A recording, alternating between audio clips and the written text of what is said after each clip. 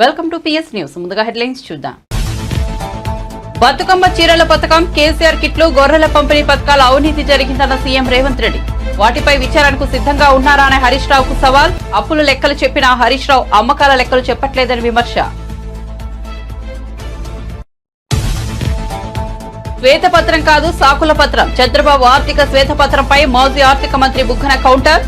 మిమ్మల్ని ఎన్నుకున్న ప్రజల ఆశలు నీరుగార్చి చేతులెత్తేసినట్లు ఉందని ఎద్దేవా.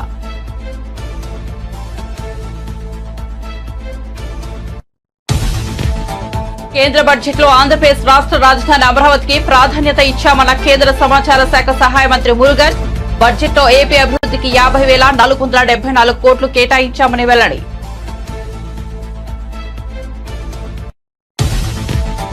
పాలనలో మార్పు చూపిస్తున్న పవన్. కార్యాలయానికి వచ్చిన అర్జీల పరిశీలన. ప్రతి అర్జీని క్షుణ్ణంగా పరిశీలించిన డిప్యూటీ సీఎం.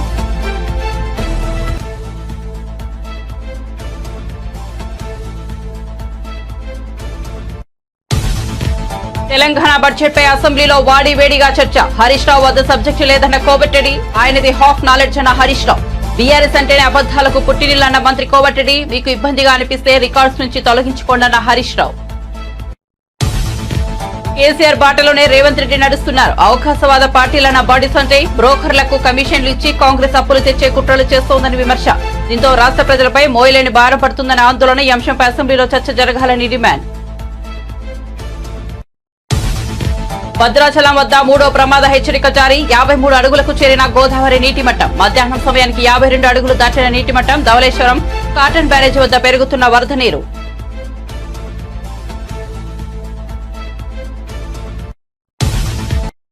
ఇక వార్త వివరాల్లోకి వెళ్తే, బతుకమ్మ చీరల పథకం, కేసీఆర్ కిట్లు, గొర్రెల పంపిణీ పథకాల్లో అవినీతి జరిగిందని సీఎం రేవంత్ రెడ్డి ఆరోపించారు. వాటిపై విచారణకు సిద్ధంగా ఉన్నారా అని హరీష్ రావుకు సవాల్ విసిరారు. అసెంబ్లీలో బడ్జెట్ పై చర్చ సందర్భంగా ఆయన మాట్లాడారు. అప్పుల లెక్కలు చెప్పిన హరీష్ రావు అమ్మకాల లెక్కలు చెప్పట్లేదని విమర్శించారు. చేయలేదు. కేసీఆర్ పాలనలో రంగారెడ్డి జిల్లాలో భూములు అమ్ముకున్నారని ఆరోపించారు. బతుకమ్మ చీరలని చెప్పి సూరత్ నుంచి కిలోల లెక్క తీసుకొచ్చి పంపిణీ చేశారన్నారు. ఔటర్ రింగ్ రోడ్డు 159 కిలోమీటర్లు. ఆనాడు కాంగ్రెస్ పార్టీ అద్భుతంగా ప్రపంచానికి ఆదర్శంగా ఉండే ఔటర్ రింగ్ రోడ్డును నిర్మిస్తే లక్షల కోట్ల రూపాయల విలువైన ఔటర్ రింగ్ రోడ్డును పల్లి బఠానీలకు అమ్ముకున్నట్టు 7,000 కోట్ల రూపాయలకు అమ్మి తెగనమ్మి గొర్రెల పథకము ఎన్ని గొర్రెలు ఇచ్చిండ్రో ఎన్ని గొర్రెలు ఉన్నాయో ఇవాళ మొత్తం లెక్కలు తేలినాయి. గొర్రెల మీద ఏసీ బోళ్ళు ఊరికి అట్లా మీద ఇట్లా తడిమి చూస్తే ఆల్రెడీ 700 కోట్లు గొర్రెల పేరు మీద దిగమింగినరని చెప్పి ఈరోజు రిపోర్ట్స్ వచ్చినాయి. కేసీఆర్ కిట్టులో ఏం అవినీతి జరిగిందో వారు కోరుకుంటే విచారణకి ఇద్దాం, దాని మీద కూడా పోదాం. ఇదే కాకుండా గొప్ప పథకం అని చెప్పిన బతుకమ్మ చీరలలో జరిగిన అవినీతి మీద కూడా బతుకమ్మ చీరలు చేనేత కార్మికులకు పని కల్పిస్తున్నాం అని చెప్పి సూరత్ వెళ్ళి కిలోల కింద చీరలు తీసుకొచ్చి ఆడబిడ్డల్ని మభ్య పెడితే ఆడబిడ్డలే బయటకు వచ్చి తగులబెట్టిర్రు. అవి ఏడగడుతురు వ్యవసాయ పొలాలలో పిట్టలను బెదిరించడానికి బతుకమ్మ చీరలు కడుతున్నారు. ఆడబిడ్డలు ఎవరు కట్టుకోలే అధ్యక్ష. అంటే బతుకమ్మ ఒక సెంటిమెంట్ తెలంగాణ ఆడబిడ్డలకు. ఆ సెంటిమెంట్ను కూడా దోపిడీకే ఉపయోగించుకున్నారు. గొర్రెలు మా యాదవ్ సోదరులు అమాయకులు, మంచోళ్ళు, నమ్మితే ప్రాణం ఇచ్చేటోళ్ళు.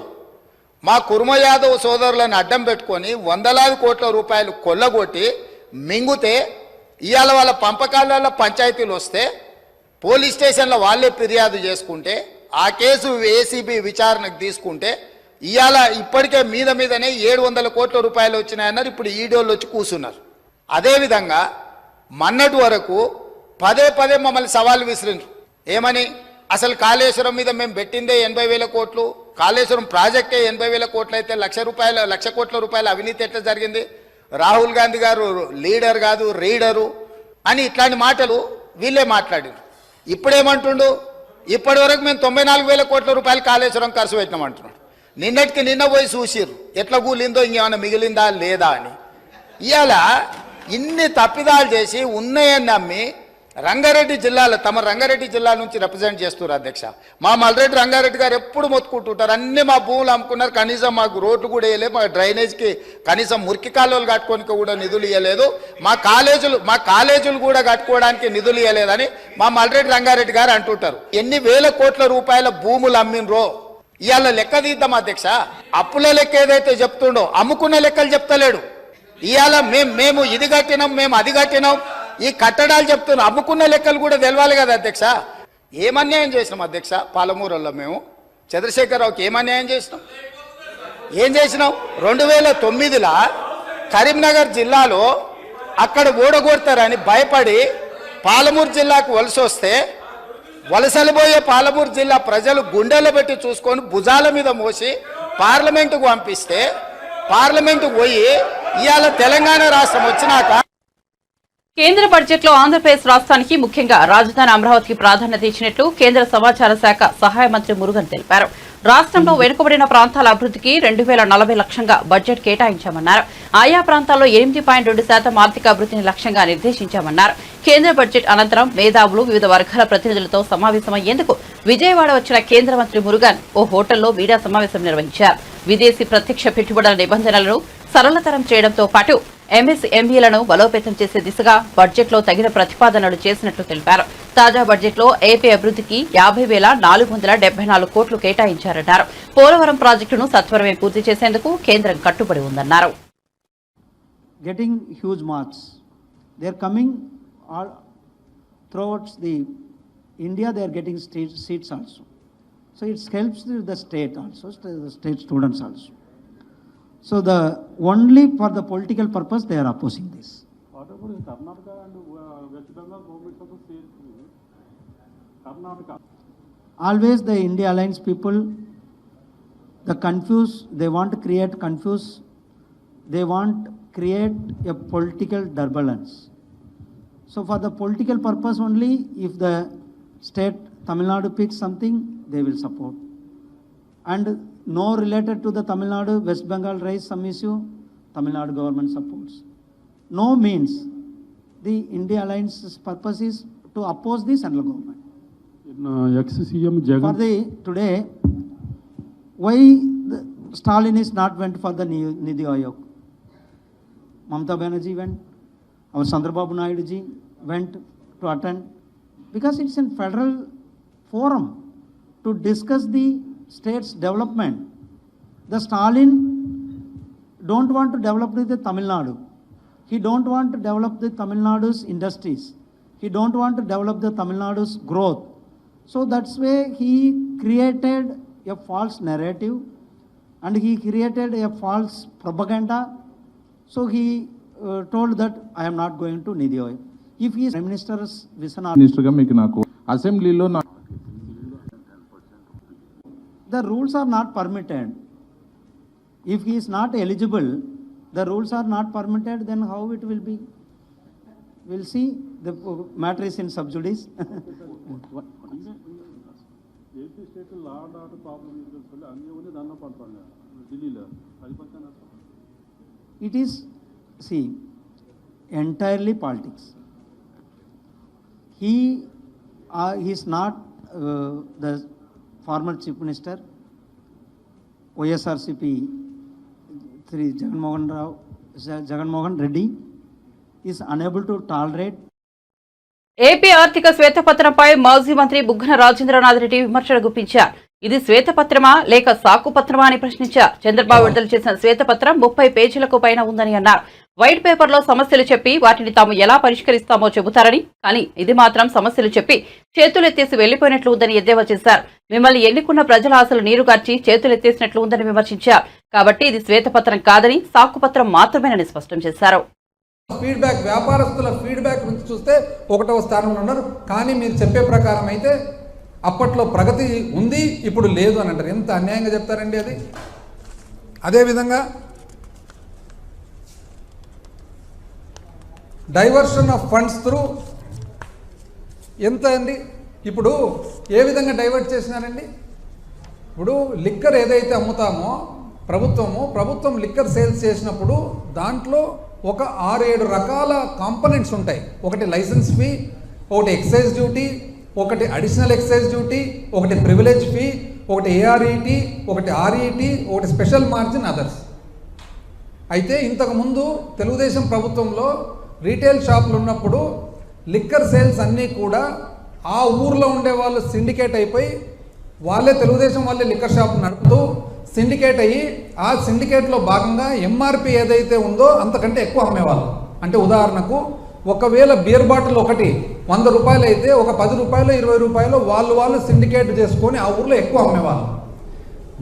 మా ప్రభుత్వం వచ్చిన తర్వాత ప్రభుత్వం ఎప్పుడైతే సేల్స్ స్టార్ట్ చేసిందో ఆ సేల్స్ స్టార్ట్ చేసిన తర్వాత ఆ అన్ఆథరైజ్డ్గా అనధికారికంగా ఏదైతే ఎక్కువ రేట్ అమ్ముతున్నారో అందాజుగా అది ఎంత అని కనుక్కొని దాన్ని ఏఆర్ఈటీ అంటే ఉదాహరణకు 100 రూపాయల బీర్ ఒకవేళ 110 రూపాయలు అమ్మే పాట అయితే ఆ 10 రూపాయలు అనధికారికంగా ఏదైతే వసూలు చేస్తూ ఉన్నారో అది ఏఆర్ఈటీ అని పెట్టి ఆ ఏఆర్ఈటీ అడిషనల్ రీటైల్ ఎక్సైజ్ ట్యాక్స్ పెట్టి ఆ ఏఆర్ఈటీని ప్రభుత్వంకు సంబంధించిన స్టేట్ డెవలప్మెంట్ కార్పొరేషన్ యొక్క కార్పొరేషన్కు సంబంధించిన అప్పు దిద్దేదానికి ఎస్క్రో చేసి ఆ అప్పు కూడా ఏ విధంగా చేయడం జరిగింది, అది చట్టపరంగా అసెంబ్లీలో చట్టం చేసి చేయడం జరిగింది. ఆ అప్పు కూడా దేనికి కేవలం 4 రైతు భరోసా, అదేవిధంగా ఆసరా, అదేవిధంగా చేయూత, అదేవిధంగా అమ్మఒడి, కేవలం 4 కార్యక్రమాలకు మాత్రమే. అంటే ఒక మందు సీసా అమ్మితే మందు సీసా మీద అనధికారికంగా ఎవరైతే సంపాదిస్తున్నారో అనధికారికంగా సంపాదనను అధికారికంగా తీసుకొని ఆ డబ్బులతో మాత్రమే ఈ 4 మంచి స్కీములు జరిగితే దాన్ని అన్యాయం అండి అని అన్నారు సంస్థలు. వాస్తవానికి ఈ సంస్థల్లో ఏవైతే డబ్బులు ఉన్నాయో ఆ డబ్బులన్నీ కూడా అవి బ్యాంకుల్లో పెట్టేవాళ్ళు, అవసరానికి మాత్రం వాడుకునేవాళ్ళు. బ్యాంకులు ఏదైతే పెడుతున్నారో ఆ బ్యాంకు బదులు స్టేట్ ఫైనాన్షియల్ కార్పొరేషన్ సర్వీసెస్ అని చెప్పి ఒక కంపెనీ ఫ్లోట్ చేసి ప్రభుత్వ కంపెనీ ఆ కంపెనీలోకి తీసుకొని ఆ బ్యాంకు కంటే కూడా 1.5% ఇంచుమించు ఎక్కువ వడ్డీ ఇస్తూ ఆ డబ్బులు ప్రభుత్వ ఖర్చులకు వాడడం జరిగింది. తప్పేముందండి దీంట్లో? ఏం తప్పుంది అంటే బ్యాంకులో పెట్టినారు, బ్యాంకు బదులు 1.5% ఒక అర్ధం ఎక్కువ జీతాలు భత్యాలు 90 అప్పు గురించి ఎడా పెడ అప్పులు పైగా ఓడి ఈనాడు ఏమాత్రం తగ్గని రాష్ట్ర ప్రభుత్వ రుణాలు మంచిది. అప్పులతో నెట్టుకొస్తున్నాం యనమల రామకృష్ణుడు గారు. అప్పులపై అబద్ధాలు ఏబిఎన్ ఆంధ్రజ్యోతి. కొత్తగా ఇంకొక 1000 కోట్ల అప్పు, అబ్బా. అప్పుల్లో సరికొత్త రికార్డు, అబ్బా. ఇదెవరు? ఈనాడు. మరో 1000 కోట్లు అప్పు, ఈనాడు. 3000 కోట్లు అప్పు, ఈనాడు. అనధికారికంగా అప్పులు, ఈనాడు. దాచేస్తే దాగని దారుణం, ఇదెవరు? ఆంధ్రజ్యోతి, ఈనాడు. ఆంధ్రజ్యోతి. ఇంకో 1000 కోట్ల అప్పు, వైఖరి. అప్పు చేయని నెల ఉందా? 2 నెలల్లోనే జూన్ 25వ తేదీ 2000 కోట్లు అప్పు చేసినారు ప్రభుత్వం. జూలై 2వ తేదీ 5000 కోట్లు అప్పు చేసింది ప్రభుత్వం. జూలై 16 2000 కోట్లు అప్పు చేసింది ప్రభుత్వం. 9000. ఇప్పట్లో తొందరలోనే ఇంకో 3000 కోట్లు. ఒక్క రోజన్న పేపర్లో కనపడిందండి ఎక్కడన్నా అప్పని? అంటే చాలా కన్సర్న్ కదా రాష్ట్రం మీద, రాష్ట్ర అప్పు మీద. 2019లో కన్సర్న్ స్టార్ట్ అవుతుంది మనకు చాలా. హైదరాబాద్ నగర అభివృద్ధికి కిషన్ రెడ్డి ఎన్ని నిధులు తెస్తారో చెప్పాలని మంత్రి పొన్నం ప్రభాకర్ డిమాండ్ చేశారు. ఎంపీలుగా ప్రాతినిధ్యం వహిస్తున్న నగరానికి రూపాయి తీసుకురాలేని వాళ్లకు కేంద్ర మంత్రులుగా ఉండే అర్హత లేదన్నారు. అసెంబ్లీ మీడియా పాయింట్ వద్ద మంత్రి పొన్నం మాట్లాడుతూ కేంద్రం తెలంగాణకు గాడిద గుడి ఇచ్చిందన్నారు. కిషన్ రెడ్డి అఖిల పక్షాన్ని మోదీ వద్దకు తీసుకెళ్తే రావడానికి రాష్ట్ర ప్రభుత్వం సిద్ధంగా ఉందని తెలిపారు. ఒక విశ్వ నగరం, చారిత్రాత్మక హెరిటేజ్ అండ్ ఆర్కియాలజీకి సంబంధించినటువంటి కేంద్రం ఈ రోజు దేశంలో. టూరిజం మంత్రిగా కూడా మీరు 1 రూపాయి తీసుకురాలే. ఆనాడు స్మార్ట్ సిటీ వస్తే కరీంనగర్ లో రాష్ట్ర ప్రభుత్వం విజ్ఞప్తి మేరకు హైదరాబాద్ నుంచి కరీంనగర్ మార్చారు. ఆనాడు కరీంనగర్ అవసరం ఉండే కాబట్టి మార్చారు. కానీ హైదరాబాద్ అదనంగా స్మార్ట్ సిటీ తీసుకురావడానికి లేదా అమృత్ పథకం కింద పెరుగుతున్న జనాభా కింద నీటి వనరులను పెంచడానికి సంబంధించి కావచ్చు, లేదా చారిత్రాత్మకమైనటువంటి హైదరాబాద్ కేంద్రానికి హెరిటేజ్ ద్వారా, టూరిజం ద్వారా, ఆర్కియాలజీ డిపార్ట్మెంట్ ద్వారా అనేకమైనటువంటి ఒక చారిత్రాత్మకమైనటువంటి అంశాలను అభివృద్ధి చేయడానికి 1 రూపాయి తీసుకురాలే. ఇవాళ అడుగుతా ఉన్నాం, రాష్ట్ర ప్రభుత్వం 10,000 కోట్లు ఇచ్చింది. కేంద్రం నుంచి గ్రాంట్ కింద గానీ లేదా ఇక్కడ ఉన్నటువంటి స్థానిక సంస్థల్ని బలోపేతం చేయడానికి గానీ మీరు ఎన్ని నిధులు తీసుకొస్తారనేటువంటి మాట ఈ సందర్భంగా అడుగుతా ఉన్నాం. ఇక్కడ నుంచి ప్రాతినిధ్యం వహిస్తున్నటువంటి మీరు కేంద్ర ప్రభుత్వం బడ్జెట్ లో లేకున్నా బడ్జెట్ ప్రసంగంలో సవరణల ద్వారా హైదరాబాద్ నగర అభివృద్ధికి సంబంధించి గానీ తెలంగాణ అభివృద్ధికి సంబంధించిన విషయం లోపల మీ చిత్తశుద్ధిని నిరూపించుకోమని కోరుతా ఉన్నాం. అదేవిధంగా ఇంకొక మంత్రి బండి సంజయ్ గారు, వీళ్ళిద్దరు కూడా బడ్జెట్ చాలా బాగుంది, అందరికీ ఆమోదయోగ్యంగా ఉందని చెప్తా ఉన్నారు. మేము ఈ నియోజకవర్గాలకు ఏం దేనోళ్ళు, మీరు కేంద్ర మంత్రులుగా అర్హత ఉండేటువంటి అవకాశం ఉందని అడుగుతా ఉన్నాం. ఇలా ఇది అడుగుతా ఉంటుంటే నిన్న విచిత్రమైన పరిస్థితి, రాష్ట్ర వ్యాప్తంగా బీజేపీకి సంబంధించిన వాళ్ళు కొంత అక్కడక్కడ రాష్ట్ర ప్రభుత్వం బొమ్మలు కలబెడతా ఉన్నారు. మీకేమైనా వివేకం ఉందా అని అడుగుతా ఉన్నాం. ఇలా మీరు ఈ రాష్ట్రంలో ప్రజలందరికీ తెలుసు, గాడిద గుడ్డు ₹1 కూడా నిధులు ఇవ్వని మీరు ఏ ముఖం పెట్టుకుని ఎలా ఇంకా ఈ రాష్ట్ర ప్రభుత్వానికి వ్యతిరేకంగా కార్యక్రమం చేస్తారని అడుగుతా ఉన్నా. మీకు చేతనైతే, మీకు ఒకవేళ నిజంగా ఈ తెలంగాణ DNA రక్తంలో ఉంటే తెలంగాణ విభజనను వ్యతిరేకించిన ప్రధానమంత్రి గారి దగ్గర నిలదీసి తెలంగాణ రాష్ట్ర ప్రయోజనాల కొరకు నిధులు తేయగలిగేటువంటి సత్తువ ఉంటే రండి. మొన్న శాసనసభ తీర్మానం చేసినాం, శాసనసభ పక్ష నాయకుని అడిగినాం, నాయకత్వం వహించండి, ఆల్ పార్టీ తీసుకెళ్లండి ప్రధానమంత్రి గారి దగ్గర, లేదా మీకు సంబంధించి ఎవరినైనా కలవడానికి మేము సిద్ధంగా ఉన్నాం. గతంలో మీరు ఈ రాష్ట్ర ప్రభుత్వం ఉన్నటువంటి 10 సంవత్సరాలుగా వాళ్ళు సహకరించలేదు, వాళ్ళు కేంద్రం నిధులు అడగలే, సరి అయినటువంటి సమన్వయం లేక నిధులు ఇవ్వలే అని చెప్పినారు. మేము ఇవాళ మా ముఖ్యమంత్రి కావచ్చు, మా గౌరవ మంత్రులు కావచ్చు, మా పార్లమెంటు సభ్యులు కావచ్చు, అనేక దఫాలుగా కేంద్ర నాయకత్వాన్ని కలుస్తా ఉన్నాం. అయినప్పటికీ కూడా మరి మన మీద వివక్ష ఏదైతే జరుగుతా ఉందో ఇది పూర్తిగా కక్షపూరితంగానే జరుగుతా ఉన్నటువంటి మాట ఈ సందర్భంగా తెలియజేస్తాను. పర్టికులర్ గా తెలంగాణ విభజన హామీల అమలుకు సంబంధించి కావచ్చు, లేదా తెలంగాణ ప్రయోజనాలకు సంబంధించి అనేకమైనటువంటి ఈరోజు నిరుద్యోగ సమస్యతో తెలంగాణకు సంబంధించినటువంటి తెలంగాణ రాష్ట్రం ఏర్పడ్డ తర్వాత కూడా ప్రజలు ఇబ్బంది ఎదుర్కొంటా ఉన్నారు. ప్రచారం సమయంలో ఓట్ల కోసం అనేక మాటలు చెప్పే నేతలు ఆ తర్వాత వాటిని మర్చిపోతుంటారు. అలాగే పరిష్కరిస్తామంటూ ప్రజల నుంచి అర్జీలు తీసుకునే నేతలు వాటిని ఏమాత్రం చూస్తారనేది డౌట్ అనుమానమే. కానీ AP deputy CM Pawan Kalyan ఆ విషయంలో తన రూటే సెపరేట్ అని నిరూపించుకున్నారు.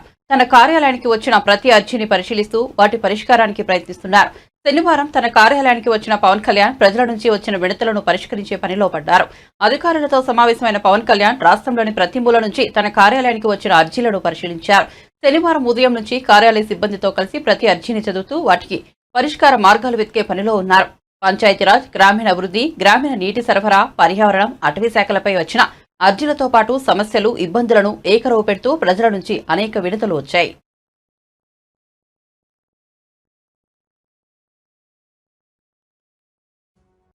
అధికార పక్షాన్ని చీల్చి చెండాడతానన్న ప్రతిపక్ష నేత బీఆర్ఎస్ అధినేత కేసీఆర్ బడ్జెట్ సమావేశాలకు ఎందుకు రాలేదని మంత్రి కోమిటిరెడ్డి వెంకటరెడ్డి నిలదీశారు. అసెంబ్లీలో బడ్జెట్ పై చర్చ సందర్భంగా బీఆర్ఎస్ ఎమ్మెల్యే హరీష్ రావు, మంత్రి కోమిటిరెడ్డి మధ్య కాసేపు మాటల యుద్ధం జరిగితే ఇచ్చిన హామీలను కాంగ్రెస్ గాలికొదిలేసిందని హరీష్ రావు ఆరోపించారు. దీనిపై మంత్రి కోమిటిరెడ్డి ఘాటుగా బదిలిచ్చారు. ఈ రాష్ట్రం యొక్క ప్రతిష్ట మసకబారద్దనేదే మా తాపత్రయం తప్ప వేరే లేదు. ఒక చిన్న ఎగ్జాంపుల్ చెప్తా అధ్యక్ష. గ్రూప్ 2 ఉద్యోగాల కోసం నిరుద్యోగులందరూ కూడా రోడ్ల మీదకి వచ్చి వాళ్ళు వాయిదా వేయాలని అడిగితే గౌరవ ముఖ్యమంత్రి గారు ఏమన్నారంటే, ఎవరైనా వాయిదా వేయమని అడిగేది, సన్నాసులు అడుగుతున్నారు వాయిదా వేయమని అన్నారు. అన్నాక 3 రోజులకే వాయిదా వేసింది. మరి ఇప్పుడు ఎవరు సన్నాసులు అంటే? నేను అనేది ఏంటంటే అధ్యక్ష, దయచేసి అట్లా మాట్లాడకూడదు. అదేవిధంగా మోతీలాల్ అనే ఒక నిరుద్యోగి నిరాహార దీక్ష చేస్తే ముఖ్యమంత్రి గారు ఏమన్నారంటే, ఆయన అప్లికేషనే పెట్టలేదు, ఆయనకు అసలు హాల్ టికెటే లేదు అన్నాడు. తెల్లారైన 3 హాల్ టికెట్లు బయట పెట్టిండు. ఎవరి గౌరవం దెబ్బతిన్నది? మేమనేది ఒక ముఖ్యమంత్రి స్థాయిలో ఉన్నప్పుడు బాధ్యతాయుతంగా మాట్లాడి ఆయన భయపడతారు సార్ ఒకటే సార్, ఆయన గ్యారంటీలు అంటున్నారు సార్. గౌరవ హరీష్ రావు గారు మాట్లాడిందంతా కూడా సభని తప్పుతో పట్టించేదిగా ఆయన మాట్లాడు చూస్తున్నాం సార్. గంటన్నరకి వెళ్ళి ఆయన ఆడికే సార్ ఆయన గ్యారంటీల విషయం అంటుండు సార్. గ్యారంటీల విషయం అంటున్నాడు. 2001లో ఆయన పార్టీ పెట్టినప్పుడు సార్, కొండా లక్ష్మణ్ బాబుజీ గారి ఇంట్లో పార్టీ పెట్టినప్పుడు, నేను తెలంగాణ పార్టీ పెడుతున్నాం, రాష్ట్రాన్ని తెలంగాణ వస్తే మొట్టమొదటి ముఖ్యమంత్రి దళితుడు అవుతాడు, దళితుని చేయలేకపోతే మెడ మీద తల తీసుకుంటా అని ఆ రోజు ముసలైనాయి సార్. అబద్ధాలు అంటే వీలై, గ్యారంటీలు అంటే వీలై, మోసాలు సార్. డబుల్ బెడ్రూమ్ కడతా, డబుల్ బెడ్రూమ్ లో బిడ్డ అల్లుడు వస్తే ఎక్కడ వండుకోవాలి, బేకరీ కట్టేసుకోవాలి. మీ హరీష్ రావు గారు ఒక మాట మాట్లాడి సార్. హరీష్ రావు గారు 24 గంటలు కరెంట్ ఇచ్చినా అన్నాడు సార్. 24 గంటలు కరెంట్ ఇచ్చినా అంటే నేను ఒక సబ్ స్టేషన్ సార్ బండ సోమవారం అనే సబ్ స్టేషన్కి వెళ్ళాను. అక్కడ ఆపరేటర్, బస్ అయిన ఆపరేటర్ వీడియో రికార్డింగ్ ఉన్నది. నేను నా సర్వీసులో 9 ఏళ్ళు అయింది సార్ ఎలక్షన్ల ముందు. 9 ఏళ్ళకెళ్ళి సర్వీస్లో ఉన్నా ఇక్కడ ఎప్పుడు కూడా 14 గంటల కరెంటు రాలేదని నాకు రికార్డు తీసి చూపిస్తే రాత్రి లాగ్ బుక్లు వాపసు తీసుకొచ్చాడు. మోసాలు, దగా, కుట్రలు, అబద్ధాలు అన్ని నేర్పింది ఎవరంటే అవన్నీ టీఆర్ఎస్ పార్టీ పుట్టిన తర్వాత పుట్టిన సార్. ఇలా దళితులు ముఖ్యమంత్రి ఉన్నారు సార్.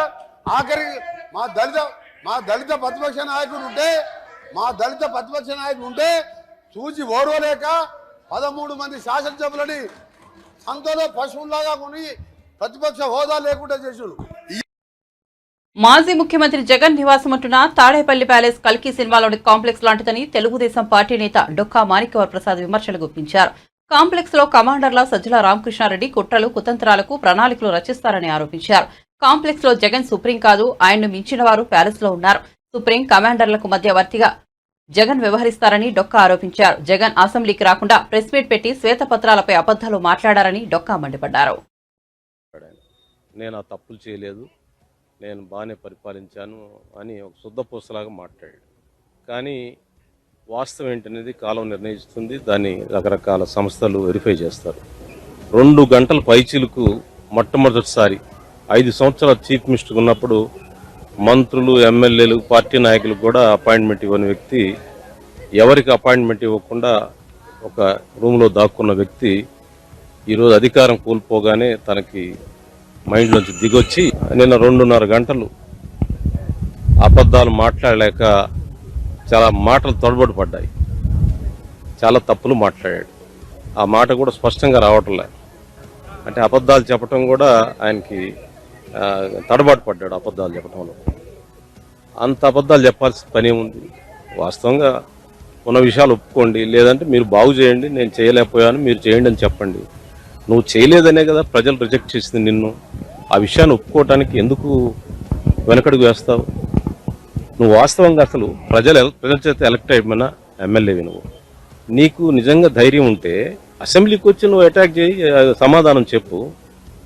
అసెంబ్లీని విస్మరించి నీ ప్యాలెస్లో కూర్చొని ప్రెస్ మీట్ పెడతారా? ధర్మం అనేది ఎలక్టెడ్ మెంబర్స్కి. నీకు ప్రజాస్వామ్యం మీద, రాజ్యాంగం మీద నమ్మకం ఉందా నీకు? నువ్వు అసెంబ్లీకి వచ్చి నువ్వు మాట్లాడేవారు. గౌరవ సభ్యుడు ఎలక్ట్ అయ్యావు మీరు. నువ్వు రాష్ట్రంలో 5 సంవత్సరాలు ముఖ్యమంత్రిగా చేశారు. మీరు వచ్చి ఆ అసెంబ్లీలోనే మీకున్న డిఫెన్స్ ఏంటో మీరు చాలా తీవ్రంగా ఖండిస్తున్నాము. అది ప్రజాస్వామ్యంలో అది వాంఛనీయం కాదు, అది రాజ్యాంగ వ్యతిరేకం. మీ ప్యాలెస్ కంటే అసెంబ్లీ పవిత్రమైంది. రాజ్యాంగంలో అసెంబ్లీ బ్రోకర్లకు కమిషన్లు ఇచ్చి మర్చెంట్ బ్యాంకర్స్ ద్వారా అధిక వడ్డీలకు 1000 కోట్లు అప్పు తెచ్చే కుట్రను కాంగ్రెస్ ప్రభుత్వం తెరతీసిందని కేంద్ర మంత్రి బండి సంజయ్ ఆరోపించారు. కరీంనగర్ లో నిర్వహించిన మీడియా సమావేశంలో ఆయన మాట్లాడారు. అధిక వడ్డీలకు అప్పు తీసుకొస్తే రాష్ట్ర ప్రజలపై మోయలేని భారం పడబోతోందన్నారు. ఈ అంశంపై అసెంబ్లీలో చర్చ జరపాల్సిందేనని చెప్పారు. రాష్ట్ర బడ్జెట్ కాంగ్రెస్ 6 గ్యారంటీలు గాడిద గుడ్డు అని ఎద్దేవా చేశారు. 6 గ్యారంటీలను అమలు చేయలేక కేంద్రాన్ని బద్నాం చేసేందుకు కుట్ర చేస్తోందన్నారు. నీతి ఆయోగ్ సమావేశానికి సీఎం రేవంత్ రెడ్డి డుమ్మా కొట్టడం దుర్మార్గమన్నారు. ప్రజలు కూడా ఇళ్ల నిర్మాణం చేసుకోవడానికి కూడా ప్రభుత్వం ప్రత్యేకంగా సంక్షేమ పథకం ఉంది. దానికి ఇళ్ల నిర్మాణం కోసం కోట్ల ఇళ్లలో తెలంగాణకు లక్షల ఇళ్లు వస్తాయి. ఇది రాష్ట్ర ప్రభుత్వం కూడా కేంద్రం యొక్క సహకారం తీసుకుంటాం ప్రధానమంత్రి ఆవాస్ యోజన కింద అని చెప్పి కూడా స్పష్టం చేయడం జరిగింది.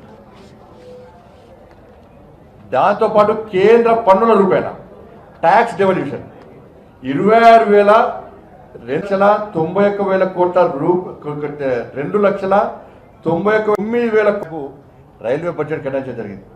20 రెట్లు ఎక్కువ కేటాయించాం ఈ 10 ఏళ్లలో ఇవ్వడం జరిగింది. 437 తల కరీంనగర్లో తిరువనపల్లి కూడా ఉన్నది. 40 రైల్వే స్టేషన్ ఆధునీకరణ పనులు, దానిలో భాగంగా కరీంనగర్, పెద్దపల్లి, రామగుండము రైల్వే స్టేషన్లు కూడా కొత్త టెక్నాలజీతో ఆధునీకరించే పనులు కూడా ప్రారంభమైనాయి. 217 కోట్లతో సికింద్రాబాద్ రైల్వే స్టేషన్ ఆధునీకరణ జరుగుతున్న విషయం అందరికీ తెలిసిందే. చెర్లపల్లిలో, హైదరాబాద్లో ఈ ట్రాఫిక్ ఇబ్బంది వల్ల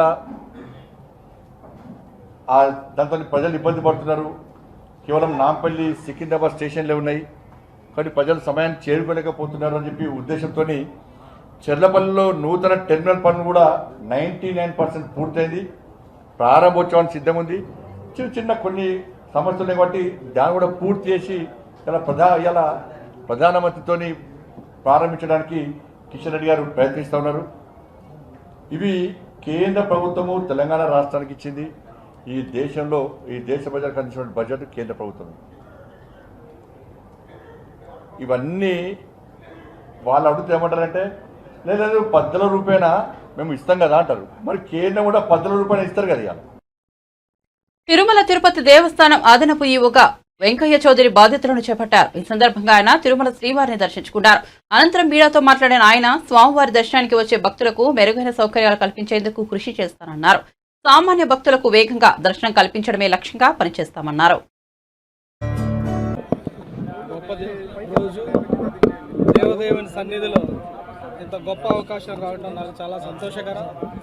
ఈ అవకాశాన్ని ఇచ్చిన ముఖ్యమంత్రి గారికి ప్రత్యేక ధన్యవాదాలు తెలియజేస్తున్నాను. ఈ అవకాశాన్ని ఒక బాధ్యతగా స్వీకరిస్తాను. ఈ బాధ్యత ద్వారా తిరుమలలో వచ్చే దేశంలో నుంచి రాష్ట్రాల్లో నుంచి అంతర్జాతీయంగా వచ్చే భక్తులు ప్రయోజనాలను ఎలా ఇంప్రూవ్ చేయాలి, వాళ్ళ సౌకర్యాలను ఎలా ఇంప్రూవ్ చేయాలి అనే దాని మీద వర్క్ చేస్తాము.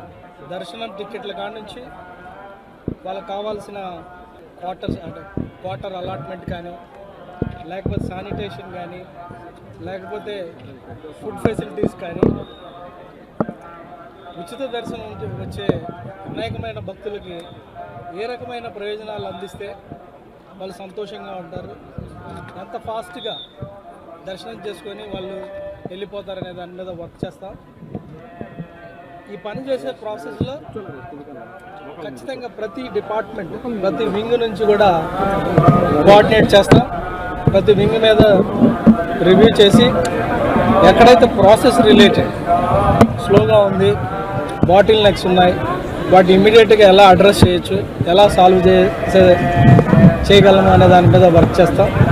ఈ క్రమంలో ఖచ్చితంగా ప్రతి డిపార్ట్మెంట్లో ఫీడ్బ్యాక్ సిస్టాన్ని ఎంపవర్ చేసి ఫీడ్బ్యాక్ ద్వారా సిస్టాన్ని ఎలా ఇంప్రూవ్ చేయాలో అనే దాని మీద వర్క్ చేస్తాం.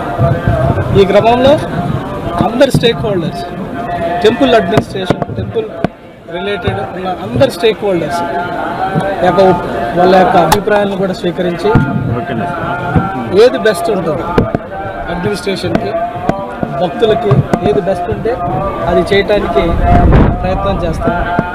సో ఈ క్రమంలో మీ అందరూ కూడా మీడియా కూడా ఫీడ్బ్యాక్ ఇవ్వాలి. దాంట్లో ఏమైనా తప్పులుంటే మాకు ఎత్తి చూపించాలి, దాంట్లో ఏమైనా మెప్పుంటే మీరు అప్రిషియేట్ కూడా చేయాలి. సో మీ ఒపీనియన్ కూడా మేము ఖచ్చితంగా కన్సిడర్ చేస్తాం. అక్కడ మనందరం కూడా కలిసి పనిచేయాల్సిన, ఒక టీమ్గా వర్క్ చేయాల్సిన అవసరం ఎంతైనా ఉంది. వారం రోజులుగా ఎడతెరిపి లేకుండా కురుస్తున్న వర్షాలకు తెలంగాణలోని వాగులు, వంకలు పొంగిపొల్లుతున్నాయి. ఎగువ నుంచి భారీగా వరద నీరు చేరడంతో జలాశయాలు ఉప్పొంగుతున్నాయి. భద్రాచలం వద్ద గోదావరి ఉగ్రరూపం దాల్చింది. నీటి మట్టం క్రమంగా పెరుగుతూ శనివారం మధ్యాహ్నం 1 గంటకు 52.4 అడుగులకు చేరుకుంది. ప్రస్తుతం 2వ ప్రమాద హెచ్చరిక అమల్లో ఉంది. 53 అడుగులకు చేరుకుంటే 3వ ప్రమాద హెచ్చరిక జారీ చేస్తారు.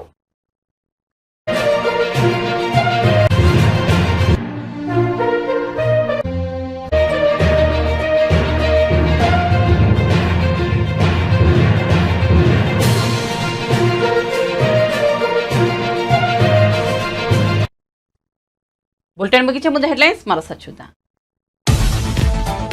బతుకమ్మ చీరల పథకం, కేసీఆర్ కిట్లు, గొర్రెల పంపిణీ పథకాల్లో అవినీతి జరిగిందన్న సీఎం రేవంత్ రెడ్డి. వాటిపై విచారణకు సిద్ధంగా ఉన్నారా అనే హరీష్ రావుకు సవాల్.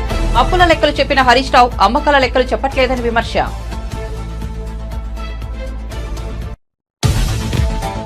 శ్వేతపత్రం కాదు సాకుల పత్రం. చంద్రబాబు ఆర్థిక శ్వేతపత్రంపై మాజీ ఆర్థిక మంత్రి బుగ్గన కౌంటర్.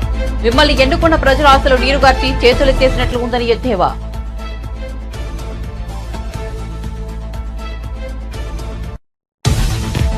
కేంద్ర బడ్జెట్లో ఆంధ్రప్రదేశ్ రాష్ట్ర రాజధాని అమరావతికి ప్రాధాన్యత ఇచ్చామన్న కేంద్ర సమాచార శాఖ సహాయ మంత్రి మురుగన్.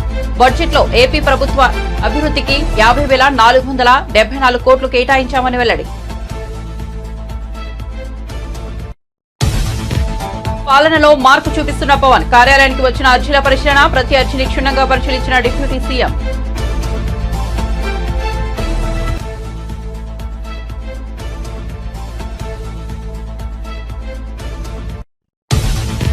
తెలంగాణ బడ్జెట్ పై అసెంబ్లీలో వాడివేడిగా చర్చ. హరీష్ రావు వద్ద సబ్జెక్ట్ లేదన్న కోమటిరెడ్డి. ఆయనది హాఫ్ నాలెడ్జ్ న హరీష్ రావు. బీఆర్ఎస్ అంటేనే అబద్దాలకు పుట్టినీలన్న మంత్రి కోమటిరెడ్డి. మీకు ఇబ్బందిగా అనిపిస్తే రికార్డ్స్ నుంచి తొలగించుకోండన్న హరీష్ రావు. కేసీఆర్ బాటలోనే రేవంత్ రెడ్డి నడుస్తున్నారు. అవకాశవాద పార్టీలను బండి సంజయ్ బ్రోకర్లకు కమిషన్లు ఇచ్చి కాంగ్రెస్ అప్పులు తెచ్చే కుట్రలు చేస్తోందని విమర్శ. దీంతో రాష్ట్ర ప్రజలపై బోయలేని భారం పడుతుందని ఆందోళన. ఈ అంశంపై అసెంబ్లీలో చర్చ జరగాలని డిమాండ్. భద్రాచలం వద్ద 3వ ప్రమాద హెచ్చరిక జారీ. 53 అడుగులకు చేరిన గోదావరి నీటి మట్టం. మధ్యాహ్నం సమయానికి 52 అడుగులు దాటిన నీటి మట్టం. ధవళేశ్వరం కాటన్ బ్యారేజ్ వద్ద పెరుగుతున్న వరద నీరు.